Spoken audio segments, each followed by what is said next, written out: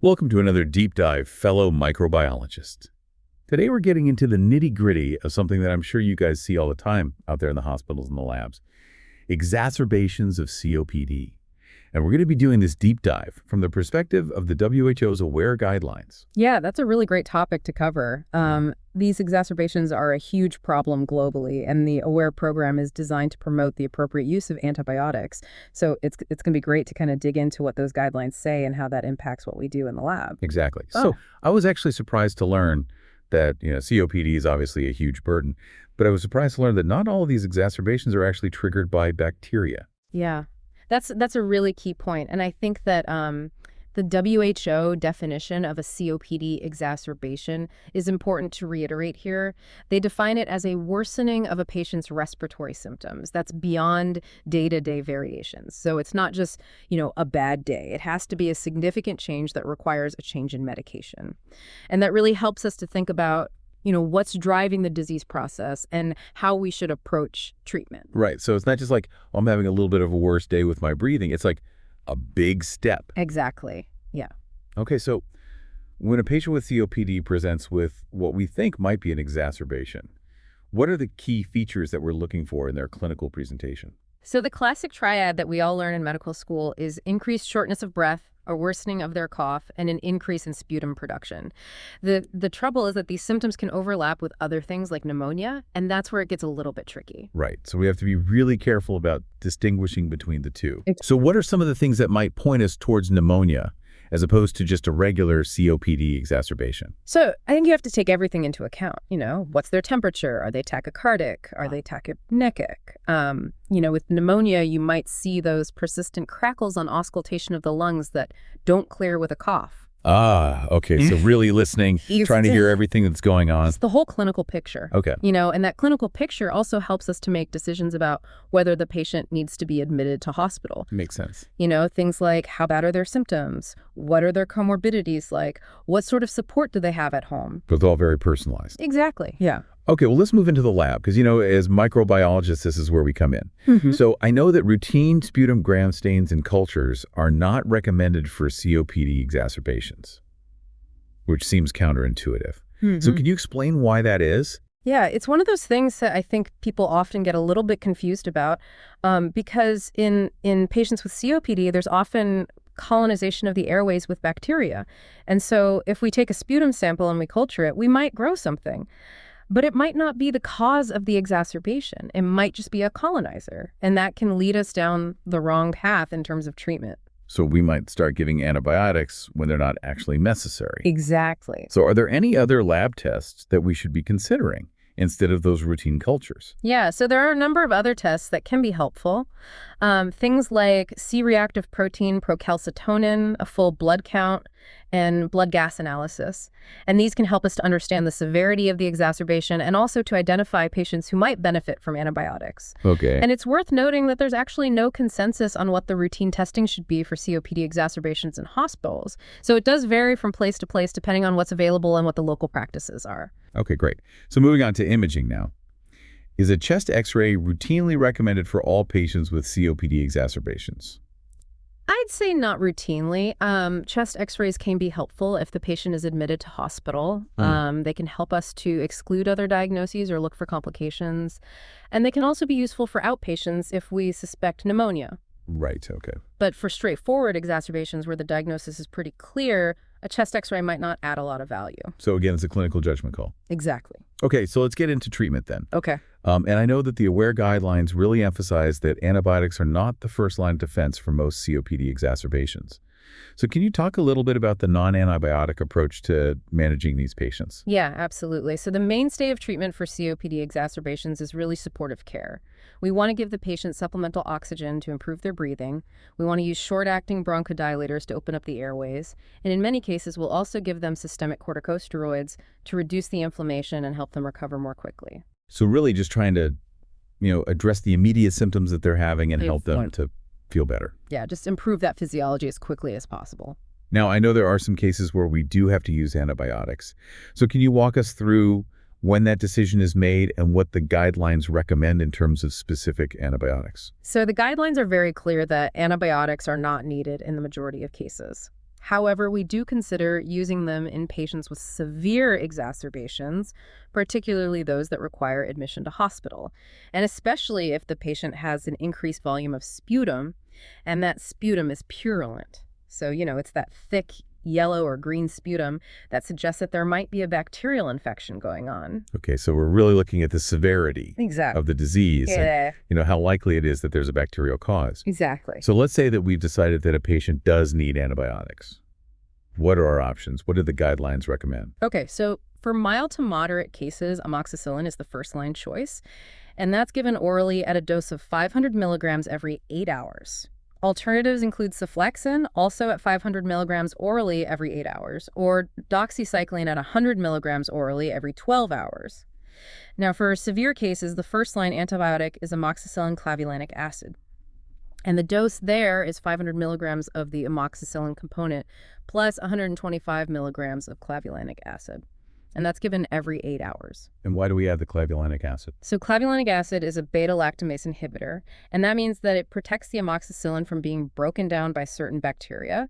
So it gives us broader coverage against a wider range of potential pathogens. That's giving that amoxicillin a little bit of a boost. Exactly. So regardless of which antibiotic we choose, what's the recommended duration of treatment? So the guidelines recommend 5 days of treatment for both mild to moderate and severe cases. Okay, so 5 days across the board. Yep. And are there any patient-specific factors that we need to consider when we're choosing an antibiotic? Yeah, absolutely. So it's not a one-size-fits-all approach. We have to think about the individual patient. So for example, if we know that a patient is colonized with Pseudomonas aeruginosa, then we need to think about the fact that Pseudomonas might be resistant to certain antibiotics. Pseudomonas is a tricky one. It is. Because it can be very resistant to a lot of things. Exactly. And we also need to think about the risk of multi-drug resistant organisms in patients who have frequent exacerbations, because those patients have often been exposed to multiple courses of antibiotics in the past. Right, so they already got that kind of baseline resistance potentially. Exactly. Okay, this has been a really great overview so far. I feel like we're already learning a lot. But before we go any further, I want to do a little pop quiz just to make sure that we're all on the same page. Okay, sounds good. So what are the 3 cardinal symptoms of a COPD exacerbation? Well, that's an easy one. Increased shortness of breath, worsening cough, and increased sputum production. You got it. 3 for 3. Okay. So we've talked about the clinical presentation. We've talked about some of the lab tests that we might want to order. But what about the actual causes of these exacerbations? Okay. I mean, we've already hinted at the fact that it's not always bacteria. Yeah, so actually most COPD exacerbations are caused by non-bacterial triggers. Really? Yeah. So the most common culprits are actually viruses. Wow. I wouldn't have guessed that. Yeah, and these include things like influenza A and B, respiratory syncytial virus, parainfluenza rhinovirus, coronaviruses, and other respiratory viruses. So pretty much the whole gamut of respiratory viruses. Yeah, pretty much anything that can cause the common cold can trigger a COPD exacerbation. So why is it that these viruses are so good at triggering exacerbations in people with COPD? Well, I think it's important to remember that COPD is a chronic inflammatory disease of the lungs. So the airways are already inflamed and damaged. And when a virus comes along, it just adds fuel to the fire. Right. So it's kind of like tipping them over the edge. Exactly. Yeah. So they're already kind of on that precipice, and then the virus comes along and it's just too much. Exactly. Now, are there any bacteria that are commonly associated with COPD exacerbations? Yeah, so there are a few bacteria that are commonly implicated. Haemophilus influenza, Moraxella catarrhalis, Streptococcus pneumonia, and then gram-negative bacteria like Pseudomonas aeruginosa. And in patients who have more severe COPD or who have frequent exacerbations, we also have to think about the possibility of multi-drug resistant organisms. So against those patients who've had lots of courses of antibiotics. Exactly. And who are already colonized with these kind of trickier to treat bugs. Exactly. Okay. So we've talked about the viruses, we talked about the bacteria, but what about other triggers? Are there any other things that can cause COPD exacerbations? Yeah, so anything that irritates the airways can potentially trigger an exacerbation. And this includes things like air pollution, dust fumes, and even changes in the weather. Oh, wow. So even just cold air or yeah, exactly. Allergens in the air. Yeah, so it's really important for patients with COPD to be aware of their triggers and try to avoid them as much as possible. So it's about being really proactive and exactly. Really paying attention to those things that make their symptoms worse. Exactly, yeah. Oh, okay. Well, let's move on to prevention then. Yeah. So what can we do to try to prevent these exacerbations from happening in the first place? So I think the most important thing is to address the underlying risk factors for COPD. And the biggest risk factor by far is smoking. So smoking cessation is absolutely crucial. Yeah, I mean, I feel like we talk about smoking cessation in every episode, It's true. but it's just so important. It is. And for those patients who can't quit or who, struggle to quit. Are there any other things that they can do to kind of mitigate that risk? Yeah, so there are a number of other things that patients can do to reduce their risk of exacerbations. So as we talked about before, avoiding triggers like air pollution and dust is really important. And for patients who are exposed to irritants at work, they should wear a mask to protect their lungs. Right. Okay.